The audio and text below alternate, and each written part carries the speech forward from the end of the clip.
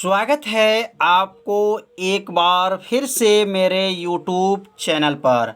तो आज क्लास 11 के रसायन विज्ञान अभ्यास 4 में आज हम लोग पढ़ेंगे सहसंयोजक बंध की प्रकार। सहसंयोजक बंध कितने प्रकार के होते हैं आज इस वीडियो में समझेंगे। तो आप सभी विद्यार्थी से अपने कॉपी में नोट करते चलिएगा। तो यहाँ पहले हेडिंग को नोट कर लीजिए कि सहसंयोजक बंध के प्रकार, और यहाँ लिख लीजिएगा सहसंयोजक कितने प्रकार के होते हैं। तो सहसंयोजक बंध जो होते हैं वह 3 प्रकार के होते हैं। सहसंयोजक बंध कितने प्रकार के? 3 प्रकार के होते हैं। अब 3 प्रकार कौन कौन होते हैं? तो 3 प्रकार में पहला जो होता है कौन होता है? एकल बंध होता है। कौन होता है? एकल। तो यहाँ पहला लिखेंगे और यहाँ पहला, यहाँ दूसरा और यहाँ तीसरा। तो सहसंयोजक बंध कितने प्रकार के हैं? 3 प्रकार के।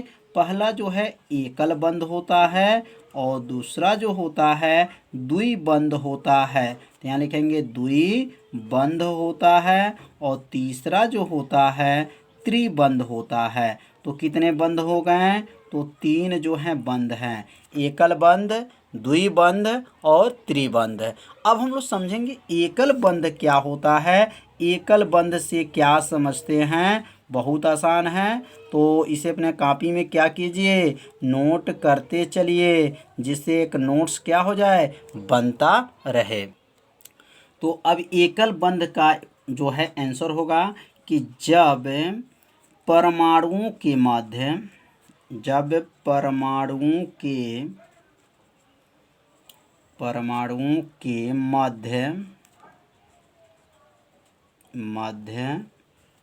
एक एक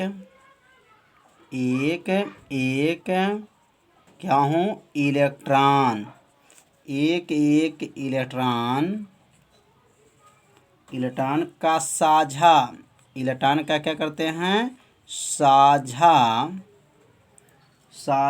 होता है।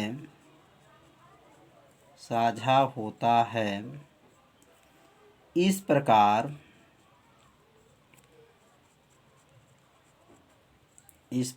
बने बंध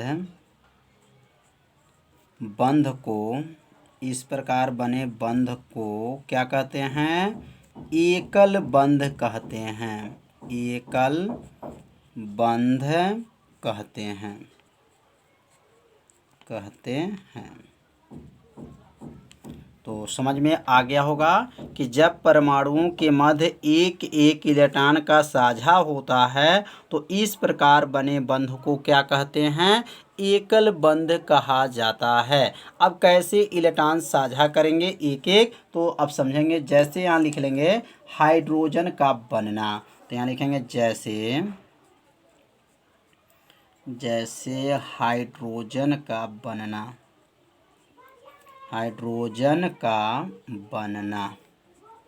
तो हाइड्रोजन का बनना क्या होगा? जैसे H2 है, तो H2 का जब बनेंगे तो H2 का जो है, तो H2 का परमाणु क्रमांक क्या होता है? 1 होता है। तो अब यहाँ पे जो है एक H यहाँ रख लेंगे और एक H जो है यहाँ पे रख लेंगे। अब ये इलेक्ट्रॉन का साझा करेंगे। तो जब परमाणुओं के मध्य एक इलेक्ट्रॉन का साझा करेंगे, और क्यों साझा करेंगे? क्योंकि अक्रिय गैस के समान संरचना प्रस्तुत करना है। तो यहाँ पर क्या हो जाएगा, एक इलेक्ट्रॉन इसका हो गया और एक इलेक्ट्रॉन जो है इसका हो जाएगा। अब दोनों क्या कर लेंगे, साझा कर लेंगे। अब 2 इलेक्ट्रॉन इसमें हो गया और इसमें भी देखेंगे तो कितने इलेक्ट्रॉन है, 2 इलेक्ट्रॉन हो गया। तो दोनों जो है, अब देखेंगे जब 2 इलेक्ट्रॉन हो गए तो किसकी संरचना हो गया, अक्रिय गैस के समान संरचना क्या कर लिए, प्रस्तुत कर लिए। तो समझ में आ गया होगा यहाँ पर कितने इलेक्ट्रॉन को साझा किए हैं। तो अपने में जो है एक इलेक्ट्रॉन को क्या किए हैं, साझा किए हैं। अब हम लोग पढ़ेंगे द्विबंध क्या होता है। अब द्विबंध के बारे में समझेंगे। तो एकल बंध तो समझ में आ गया होगा कि इसमें जो है कितने इलेक्ट्रॉन साझा करते हैं। तो एक इलेक्ट्रॉन को क्या करते हैं, साझा करते हैं। तो अब यहाँ लिख लीजिए द्विबंध। अब द्विबंध क्या होता है? तो लिखेंगे इसमें 2 इलेक्ट्रॉन को क्या करेंगे, साझा करेंगे। तो सेम जो ऊपर जो उत्तर लिखाया है सेम आपको लिखना है, बस थोड़ा सा क्या करेंगे, बदल लेंगे। तो लिख लेंगे जब परमाणुओं के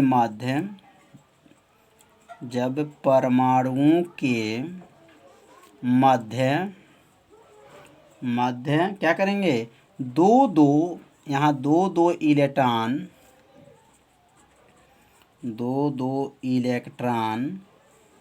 का साझा होता है। दो इलेक्ट्रॉन का क्या होता है, साझा होता है। तो इस प्रकार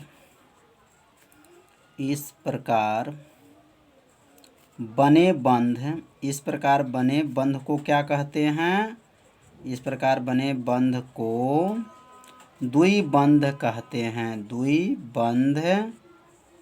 हैं।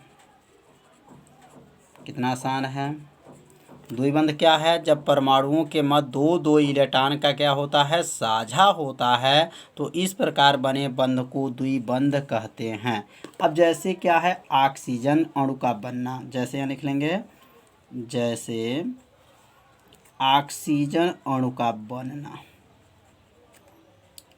ऑक्सीजन अणु का बनना। तो ऑक्सीजन अणु का कैसे बनता है, तो यहाँ लिखेंगे O2। तो O2 को कैसे बनाएंगे, तो O का परमाणु क्रमांक कितना होता है, तो O का परमाणु क्रमांक जो होता है 8 होता है। और 8 का इलेक्ट्रॉनिक विन्यास क्या लिखेंगे, 2,6। अब यहाँ 2,6 हो गया, तो इसके लास्ट क्लास में जो है 6 इलेक्ट्रॉन है। और अक्रिय गैस का जब समान संरचना प्रस्तुत करता है तो उसके लास्ट में कितने इलेक्ट्रॉन होते हैं, 8 इलेक्ट्रॉन।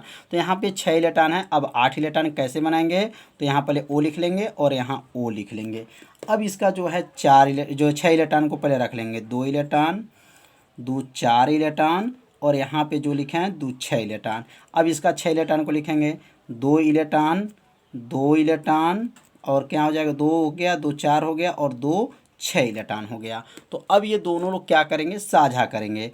अब इसमें गिनेंगे कितने इलेक्ट्रॉन हो गए, 8, 2 2 4 2 6 2 8 इलेक्ट्रॉन हो गया।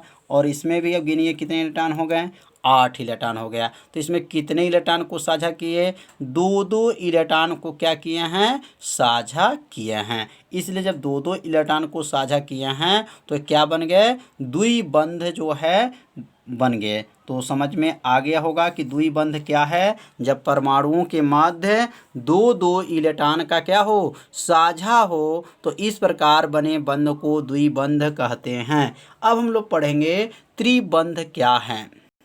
तो अब यहाँ लिख लीजिए त्रिबंध।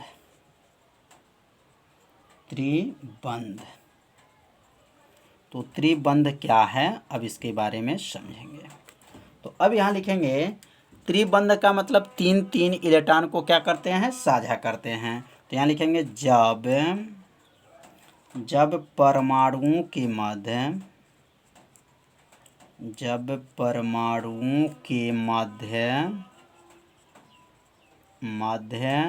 कितने इलेक्ट्रॉन, 3 परमाणुओं के मध्य 3 तो 3 इलेक्ट्रॉनों की क्या करते हैं, साझा। थोड़ा सा ध्यान दीजिएगा, ये साझा झा है। तो यहाँ पे जो हुआ है, यहाँ जो बना हुआ है, यहाँ पर भी आप लोग झा बना लीजिएगा, झा, और यहाँ पर भी आप लोग झा बना लीजिएगा, साझा। तो यहाँ पे जब क्या लिखे हैं, जब परमाणुओं के मध्य 3 इलेक्ट्रॉनों के क्या करते हैं, साझा होता है, तो इस प्रकार के बंध होता है। तो इस प्रकार के बंध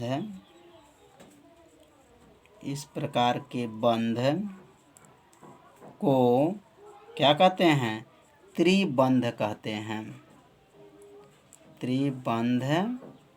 हैं। तो समझ में आ गया होगा कि जब परमाणुओं के मध्य में कितने इलेक्ट्रॉन को, 3 इलेक्ट्रॉन को क्या करते हैं, साझा करते हैं, तो त्रिबंध कहलाते हैं। अब जैसे क्या होगा, तो यहाँ लिखेंगे जैसे N2 का बनना मतलब नाइट्रोजन का बनना। तो नाइट्रोजन का बनना कैसे बनेगा, तो यहाँ लिखेंगे N, और N का परमाणु क्रमांक क्या होता है, तो N का परमाणु क्रमांक जो होता है 7 होता है। और 7 का जो इलेक्ट्रॉनिक विन्यास क्या बनेगा, तो पहला कक्षा में 2 इलेक्ट्रॉन, दूसरा में जो है 5 इलेक्ट्रॉन। तो अब यहाँ पे क्या लिखेंगे, N2 है तो यहाँ पर पहले एक N लिख लेंगे और एक N यहाँ पे लिख लेंगे।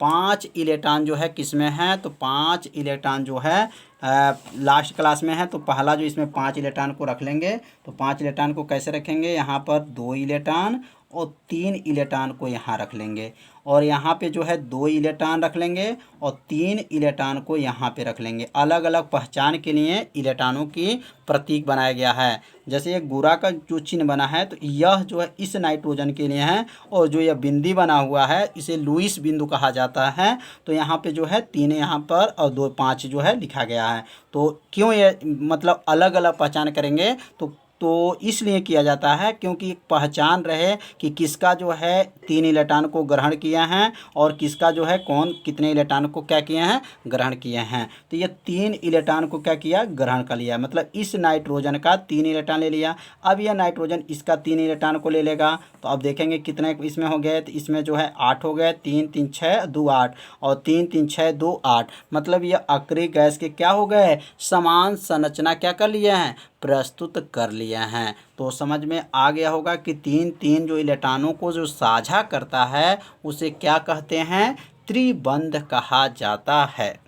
अब हम लोग पढ़ेंगे सहसंयोजक यौगिक के प्रकार। अभी हम लोग क्या पढ़े थे, सहसंयोजक बंध के प्रकार। तो अब बंध के प्रकार था, तो अब यहाँ लिख लीजिए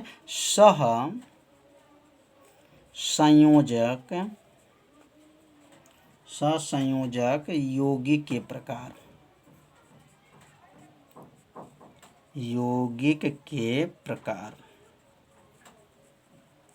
तो सहसंयोजक यौगिक कितने प्रकार के होते हैं, तो अब यहाँ लिख लेंगे कि सहसंयोजक यौगिक जो होते हैं वह 2 प्रकार के होते हैं।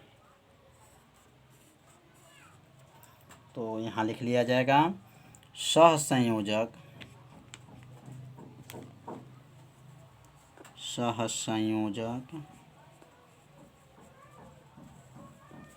यौगिक 2 प्रकार के होते हैं, 2 प्रकार के होते हैं। पहला का नाम क्या है और दूसरा का नाम क्या है, तो अब पहला का नाम है और यहाँ दूसरा का नाम। पहला का नाम अध्रुवी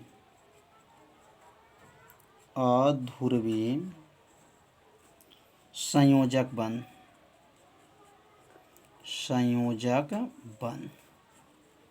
अध्रुवी संयोजक क्या है, बंध। और दूसरा का नाम क्या है, ध्रुवी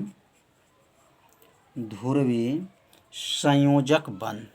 ध्रुवी क्या हो जाएगा, संयोजक बंध।